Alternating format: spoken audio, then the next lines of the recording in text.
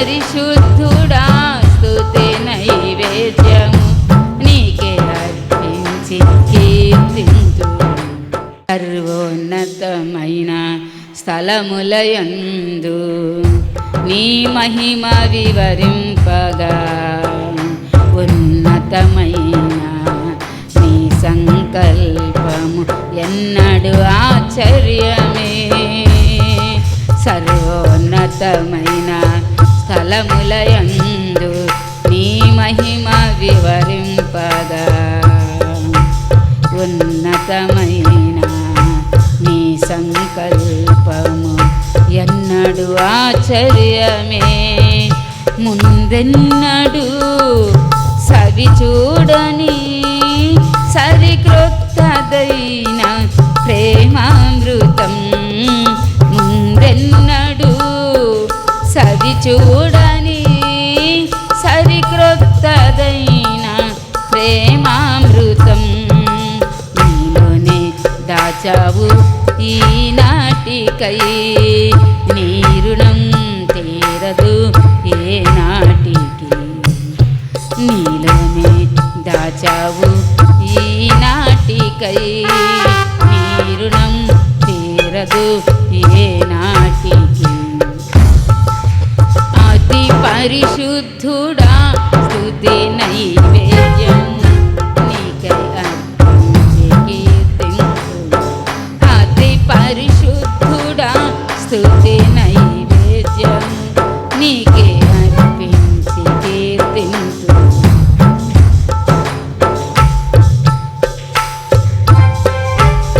సద్గుణరాశి నీ జాడలను నా ఎదుట నుంచుకొని గడచిన కాలం సాగిన పయనం నీ కృపకు సంకేతమే.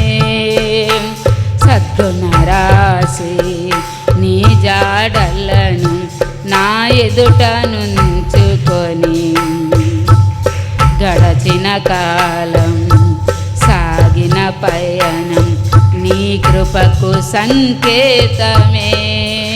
కృప వెంబడి కృప పొందగా మారాను మధురముగానే పొందగా.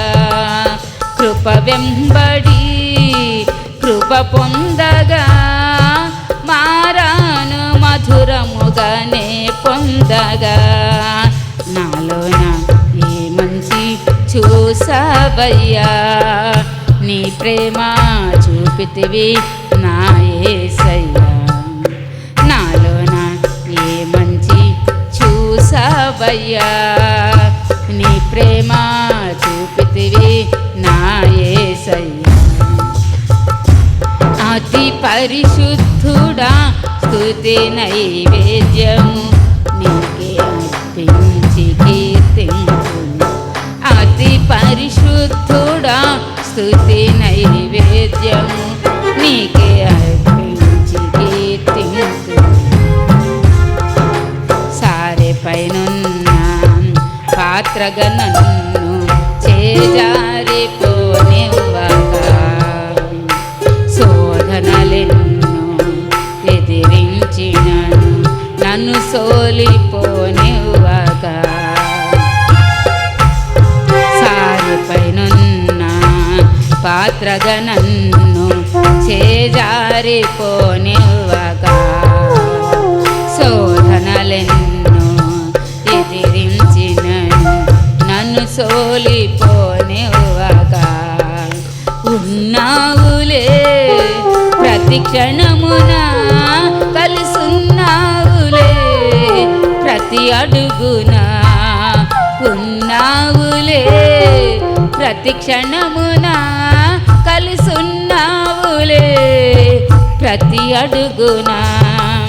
నీవేగా యేసయ్యా నా ఊపిరి, నీవేగా యేసయ్యా నా కాపరి.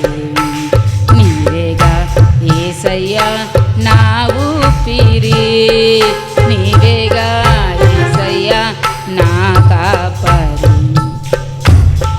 అతి పరిశుద్ధుడా స్తుతి నైవేద్యము నీ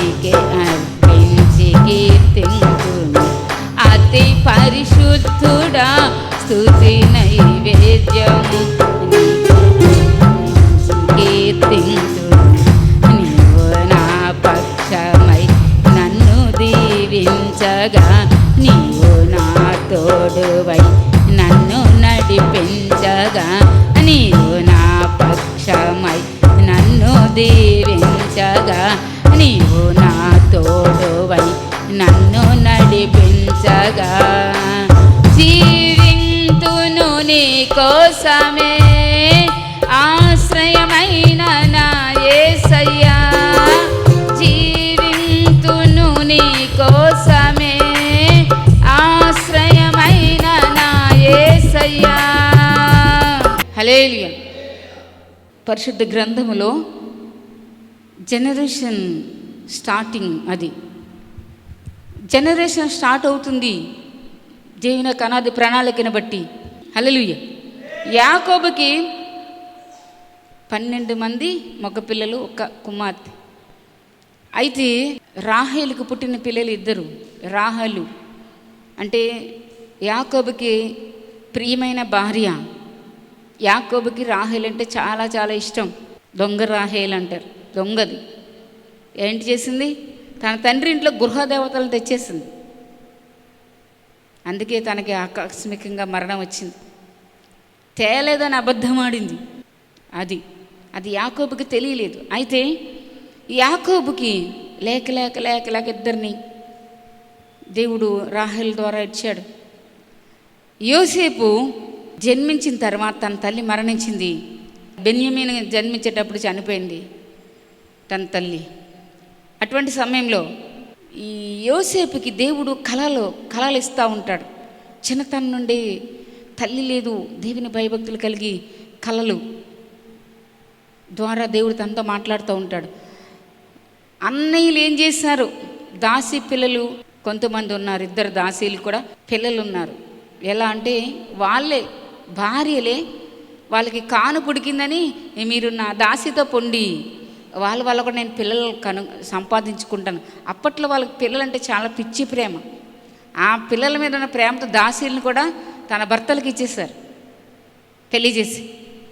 అందువలన దాసీ పిల్లలతో పాటు ఈ యజమానురాల పిల్లలు కూడా ఉండటం వల్ల ఏం జరుగుతుందంటే, యోసేపుకి కలలు వస్తున్నప్పుడు అన్నయ్యలు అందరితో పంచుకొని తండ్రితో పంచుకున్నప్పుడు వాళ్ళు అంటారు, నువ్వు నిశ్చయంగా మమ్మల్ని ఏలుబడి చేస్తావా? అన్నయ్యలు అందరూ రండి, నాకు ఒక కళ వచ్చింది. ఏంటంటే చేలో పనులన్నీ ఉన్నాయి మామూలుగా, నా పని ఒక్కటే నిలబడింది అంటాడు కళ్ళలో. నువ్వు నిశ్చయంగా మమ్మల్ని ఏలుబడి చేస్తావా ఏంటి అని పగ పెట్టుకుంటారట కళలను బట్టి. అయ్యే నీకు ఇలాగా కళ వచ్చిందా తమ్ముడా, పోన్లే దేవుని చిత్తం ఎలా ఉందని అనలేదండి వాళ్ళు. ఈ రోజున కూడా దేవుని పిల్లలు ఒకరికొకరు సేవకులు కొంతమంది ఎదుగుతూ ఉంటే కొంతమంది అసూయపరులు ఉంటారు. సేవకుల్లో కూడా దేవుని పిల్లల్లో కూడా ఎదుగుతూ ఉన్న వాళ్ళని బట్టి వీళ్ళు ఎదగలేక అసూయపడతా ఉంటారు. ఇంకొకసారి సూర్య చంద్రులు కూడా నక్షత్రాలు అని నాకు నమస్కారం చేసినాయి అంటాడు. హల్లెలూయా. తండ్రి వింటాడు, సూర్యచంద్రుడు నీ తల్లి నేను ఒకటి నీకు నమస్కారం చేస్తావా ఏంటి? నీ కళ్ళ నువ్వును అన్నయ్యలు నీకు వచ్చి నమస్కారం చేస్తారు, సాష్టాంగ పడ్డారు అంటారు. ఇవన్నీ కళలను బట్టి యోసేపు మీద చాలా చాలా కోపం పెంచుకున్నారు. యాకోబు అయితే తన తండ్రి అయితే మనసులో దాచుకున్నాడు ఇవన్నీ. వీళ్ళతో పాటు గొర్రెలు మేపడానికి వస్తూ ఉన్నాడు. ఒకసారి వీళ్ళు చాలా రోజులు అయిపోయింది అన్నదమ్ములు వెళ్ళి, నాయనా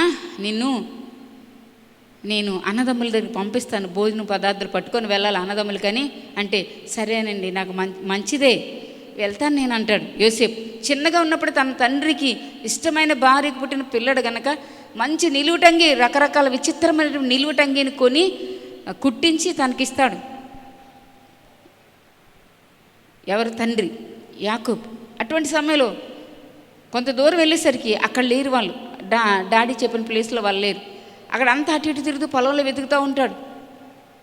ఒక అతను అప్పుడు దేవుడు తనని ఏర్పాటు చేశాడు. దేవుడే అనుకోవాలి, ఇంకా పరిశుద్ధాత్మ దేవుడు.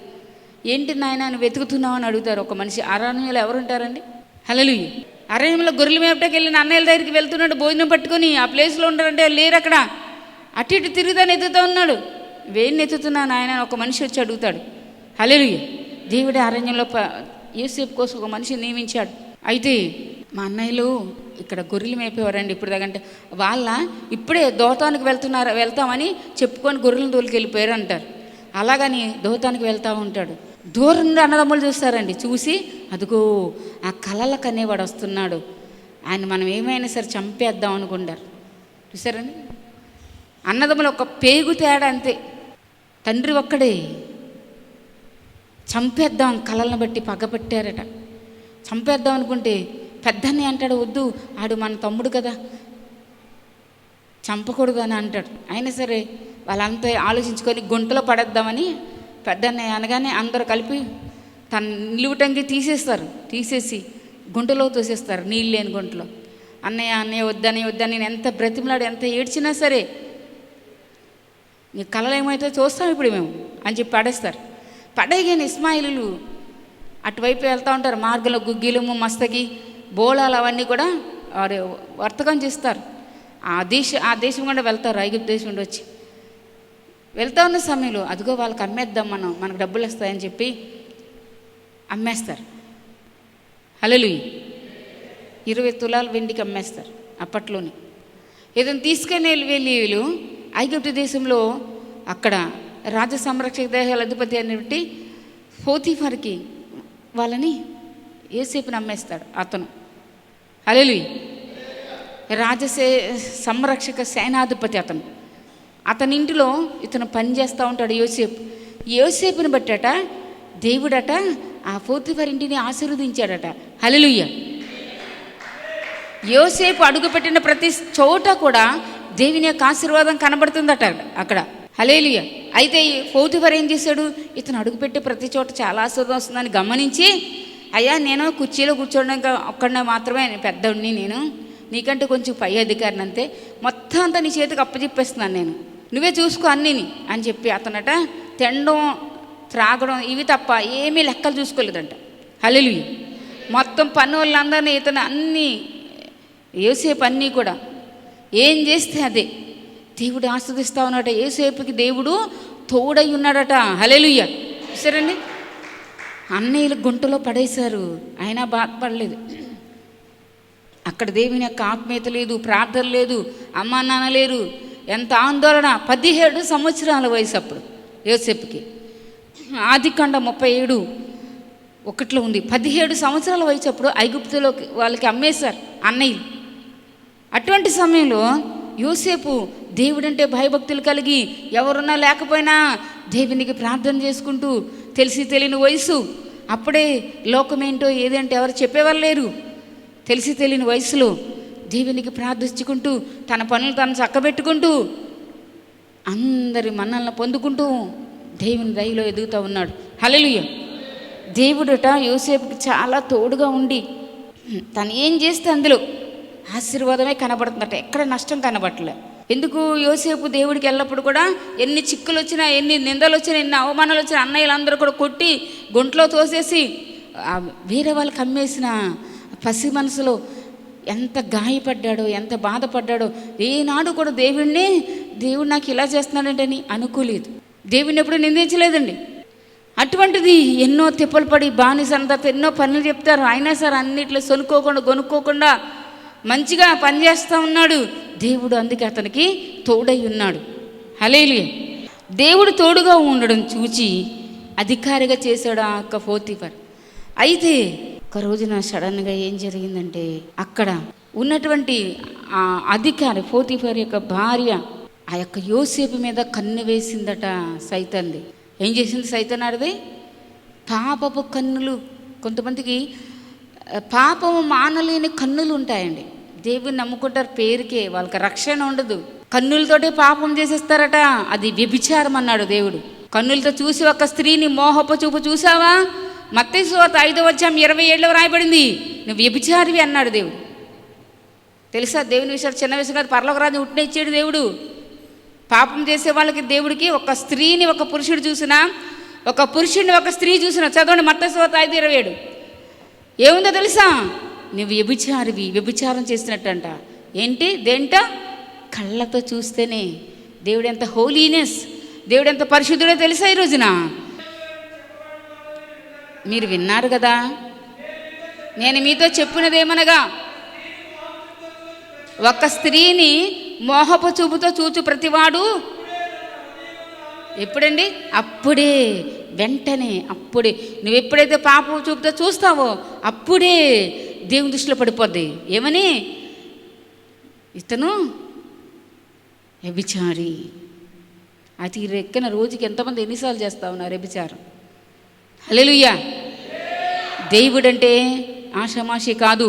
ఆయన పరిశుద్ధుడైన దేవుడు. వీళ్ళ ఏం చేసి ఎటు పెడతాడు వెళ్ళినా నీకేమి అనకుండా, నిన్నేమి పనిష్మెంట్ ఇవ్వకుండా ఉండే దేవుడు కాదు ఈయన.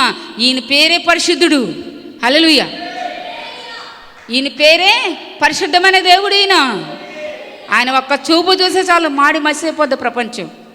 ఆయన కోపపడి వేళ ఆయన ఎదుటి ఎవరు నిలవగలవాళ్ళు అన్నది బైబిల్లో. ఈ లెక్కన ఆయన మనల్ని చూడాలంటే మనం నిలవలేము. అందుకే మనం సరిగ్గా చూడలేదు ఆయన. ఎందుకు? ఆయన చూపు చూస్తే మనం బ్రతకలేము.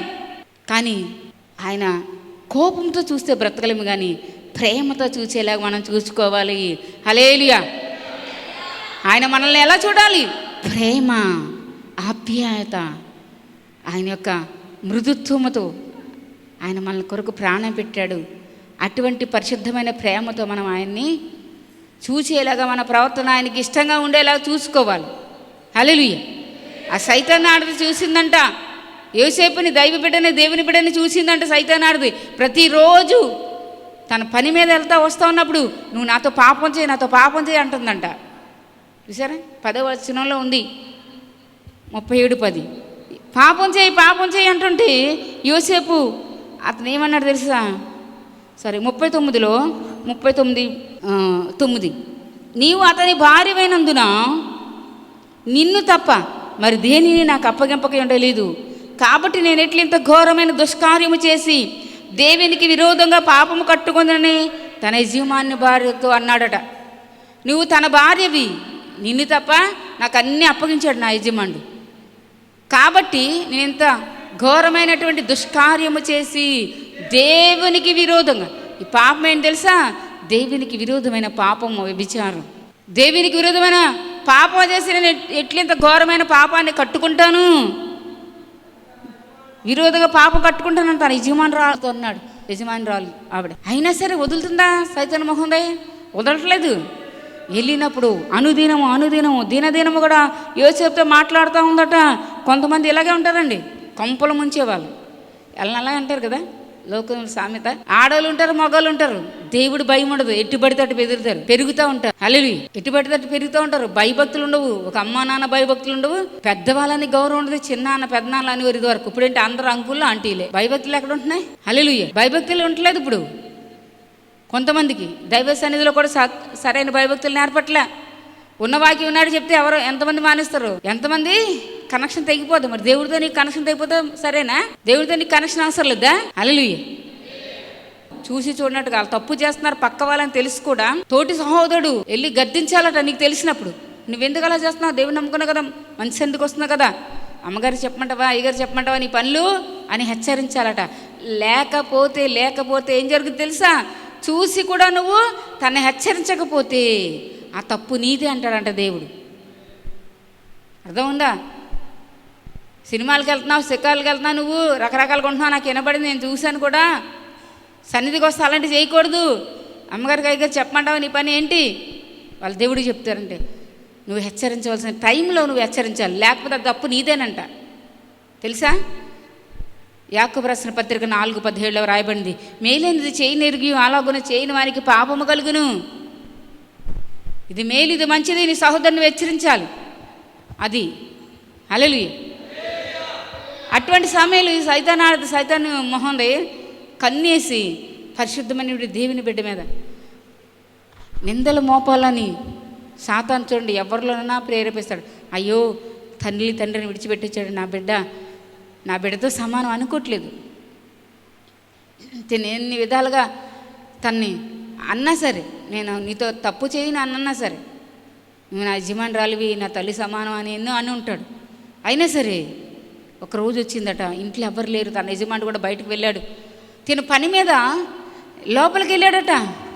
తన పై బట్ట తీసేసి ఆ సైతాను మొహమే నాతో తప్పు చేయి అన్నదట. అంటే ఏం చేశాడు తెలుసు? యోసేపు ఆ పై బట్ట వదిలేసి తన చేతిలో పరిగెట్టుకొని బయటకు పారిపోయాడు. కొట్టి చెప్పలు గట్టిగా హల్లెలూయా హల్లెలూయా హల్లెలూయా హల్లెలూయా. చూసారా? దేవుని పరిశుద్ధ నామానికి మహిమ కలుగునుగాక. ఆమేన్. పారిపోయాడు. బయటికి పారిపోయగానే అదేం చేసింది, ఆ పై బట్ట పట్టుకొని వాళ్ళందరిని, ఇంట్లో జనాలందరినీ, పని వాళ్ళందరినీ పిలిచి మన దగ్గరికి హెబ్రీయుని తీసుకొచ్చాడు. మీ యజమానుడు ఆడు నన్ను హేళన చేస్తూ ఉన్నాడు, ఇదిగో నాతో పాపం చేయమని. తన బట్ట నా దగ్గర విడిచిపెట్టి, ఏంటి నేను పాపం చేయమని నేను చేయనన్నాను, ఇదిగో తన బట్ట పారిపోయాడు బయటికి, నేను చేయనని కేకలేశాను నేను అని అబద్ధాలు ఆడిసి రివర్స్ చెప్పేసింది అందరికీ. తన యజమానుడు బయటికి వెళ్ళి వచ్చేదాకా ఏడ్చుకుంటా నటించుకుంటా కూర్చుంది అక్కడ. సైతన్య మోహన్ కూర్చొని వచ్చాడు యజమానుడు. వచ్చేసరికి ఇలా చేశాడు. నువ్వు హెబ్రీని తీసుకొచ్చి కదా. హెబ్రీడ్ అంటే ఎవరు? దేవుని బిడ్డలు. హల్లెలూయా. దేవుని బిడ్డల్లో ఈ భయం ఉంటుంది. నిజమైన రక్షణ పొందిన బిడ్డల్లో సోదరి ఎవరు ఉన్నా లేకపోయినా యేసయ్య ఉన్నారు, చూస్తున్నారు నాన్న అనే భయం ఉంది. దేవుని భయం ఉంది, దేవుడు చూస్తున్నాడనే భయం. అది యెహోవా భయం వారికి ఐశ్వర్యమట. కొంతమంది ఎంత పని చేసినా వాళ్ళకి కలిసి రాదు. ఎందుకు? పాపము. యెహోవా భయం వారికి ఐశ్వర్యము. యెషయా గ్రంథం 33:6లో రాయబడింది. దేవుడంటే భయభక్తులు ఎవరికి ఉంటాయో వాళ్ళకి ఐశ్వర్యం ఆయనే. హల్లెలూయా. మరి ఈరోజు దేవుడంటే భయభక్తులు ఉన్నాయా? ఆ విధంగా ఉన్నప్పుడు చెప్పింది రాగానే, చెప్పగానే ఇంకా ఆయన కోపం మండిపోయిందట. యోసేపుని తీసుకెళ్ళి గొలుసులతో బంధించేసి రోడ్డు మీద వీడ్చుకుంటూ లాక్కెళ్ళిపోయి, సంరక్షక అధిపతి కదా ఇతను, రాజు ఖైదీలు ఎక్కడైతే ఉంటారో అక్కడ జైల్లో వేశాడు. బొండాలు బిగించేసి దేవుని బిడ్డని నిష్కారణంగా నోరిపి మాట్లాడలేదు యోసేపు. కొట్టుకుంటా రాజు చేతులకి కాళ్ళకి బొండాలు వేసి బిగించి ఈడ్చుకుంటూ వెళ్ళిపోయి రాజు ఖైదీలు వేసేసాడు. అటు తర్వాత ఏం జరిగిందంటే, హల్లెలూయా హల్లెలూయా హల్లెలూయా హల్లెలూయా. అయితే చూసారా, దేవునికి ఇష్టమైన బిడ్డని ఇతనికి కష్టాలు రాలేదా? కష్టాలు వచ్చినాయే రాలేదా? కొంతమంది మేము దేవుడు నమ్ముకోరు. కొంతమంది బాప్తిజం కూడా తీసుకోకముందే మాకు అన్నీ ఇలా జరుగుతున్నాయేంటి? ఎంతో పెద్ద ఇలా భక్తి బరిలేనట్టు పునాది ఉందా నీకు? ఉపవాసం, ప్రార్థన, కన్నీటి ప్రార్థన, ప్రతి ప్రార్థనకి మానకుండా దైవ భయం కలిగి దైవ సేవకులు చెప్పు చేతల్లో ఉండగలుగుతున్నావా? యెహోవా భయం వారికి ఐశ్వర్యం ఇస్తుంది అన్నది. అదేవిధంగా యెషయా గ్రంథము 50:10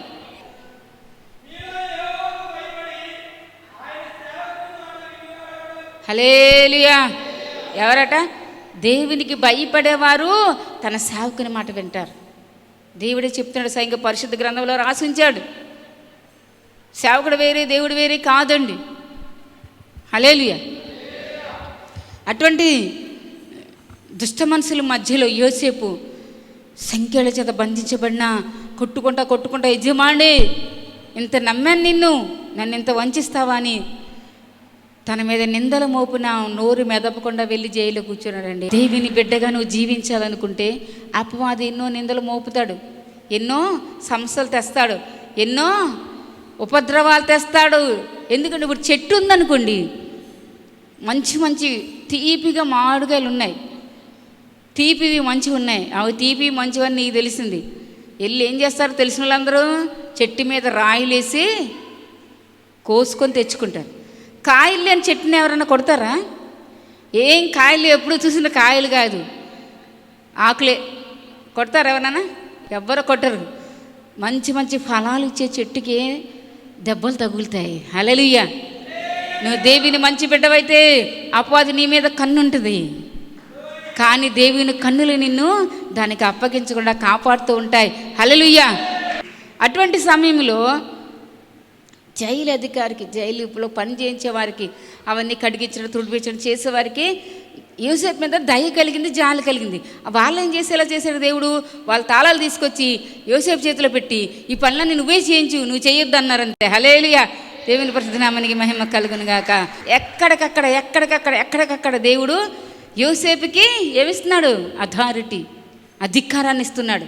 వాళ్ళు చేయవలసిన పనులన్నీ యోసేపు చేపిస్తున్నాడు. ఇంకా నేను కాకమన్న వచ్చాడు. ఏంటి, మనం ఎన్నో సంవత్సరాలు పెట్టి జైల్లో ఉన్న వాళ్ళు ఉంటారు కదా, అలా అనుకుంటూ ఉండొచ్చు. నిన్న కాకమన్న వచ్చి ఇతనేంటి జైలు అధికారికి ఏమన్నా బంధువా ఏంటి, ఇతని చేత పనులు చేపిస్తున్నాడు అని కిట్టిన వాళ్ళు చాలామంది అనుకోవచ్చు. నిన్న పొద్దుట అమ్మగారు మా ఇంటికి వచ్చారు. అంటే నాకు ఫోన్ చేశారు పొద్దుటే. ఫోన్ చేయక ముందు నాకు 3 సార్లు ఫోన్లు వచ్చినాయి. చేను కోపిచ్చేస్తాము, మిషన్ పక్కనే ఉంది, మీరు రావాలని చెప్పి నన్ను పిలిచారు. చేను కొయ్యిపోతే మళ్ళీ వానలుగా ఉంటున్నాయి, పాడైపోద్ది ఎలాగా అనుకుని నేను చేనుకి వెళ్ళలేదు. ఫోన్ చేసినా ఫోన్ తీయకోకుండా అలాగే ఉంచాను. సరే ఆ బాబు వస్తానన్నారు, అమ్మగారు వస్తానన్నారు. వాళ్ళని వదిలి వాళ్ళు వచ్చినప్పుడు నేను లేకుండా ఉంటే ఎలా ఇంటి దగ్గర అని చెప్పి నేను వెళ్ళకుండా ఇంటి దగ్గరే ఉన్నాను. అలా బాబు అమ్మగారు మళ్ళీ మాకు ఇంటి దగ్గర ప్రార్థన చేసి, బంటిమిల్లో ఉంటున్నాం మేము, ఇంటి దగ్గర ప్రార్థన చేసి వచ్చేసారు. వచ్చేసిన తర్వాత మళ్ళీ నాకు ఫోన్ వచ్చింది. ఫోన్ వచ్చి మీ చేను కోతాము, ఆ మిషన్ ఇంకోటి ఆగిపోయింది, ఒక మిషన్ ఉంది, మళ్ళీ కోతామని ఫోన్ చేశారు. చేను కొయ్యాలంటే నాది బోధ ఆదరణ. మామూలుగా 4 రోజులు 5 రోజులు ఎప్పుడు తిరుగుతూ ఉంటాను నేను. ఎప్పుడు కోతారని ట్రాక్టర్ వస్తే ఏమో మిషన్ రాదు, మిషన్ వస్తే ట్రాక్టర్ రాదు, అలా ఇబ్బంది పెట్టేస్తారు. అలాంటిది నిన్న అమ్మగారు వచ్చేసిన తర్వాత మళ్ళీ నేను చేను దగ్గరికి వెళ్ళాను. 1 ఎకరమే కోతానన్న వాళ్ళు అది కూడా కోసేస్తాను అని అన్నారు. కోసేస్తానని చెప్పి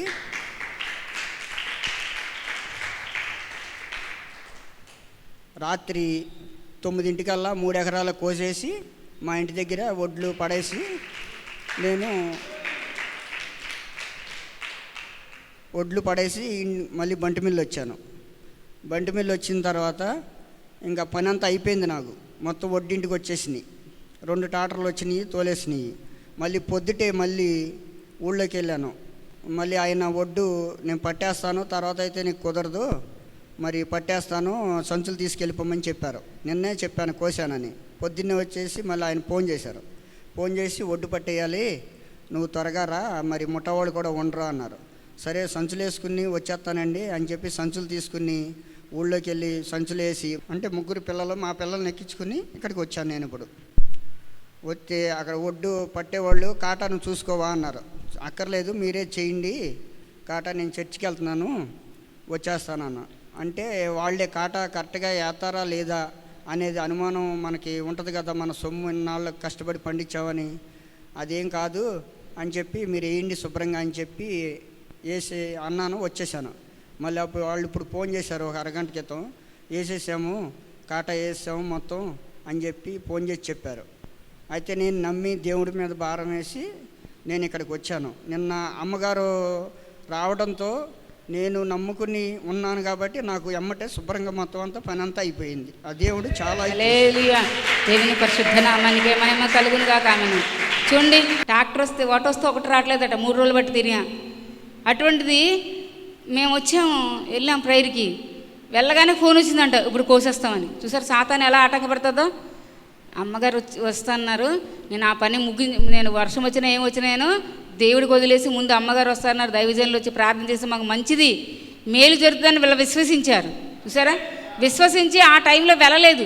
మేము వచ్చేసిన తర్వాత మళ్ళా ఫోన్ చేశారట, ఇప్పుడు ఎక్కడున్నారు కాదు మీకున్నదంతా కోసేస్తామని. హల్లెలూయా. బట్ 2-3 రోజులు బట్టి రాలేని వ్యక్తులు మొత్తం అంతా కోసేసి వేసేదయ వల్ల అప్పటికప్పుడే నూరు చేసి ధాన్యం కూడా బస్తాల్లో ఎత్తేసారట. హల్లెలూయా, దేవుని పరిశుద్ధ నామానికి మహిమ కలుగును గాక. ఆమేన్.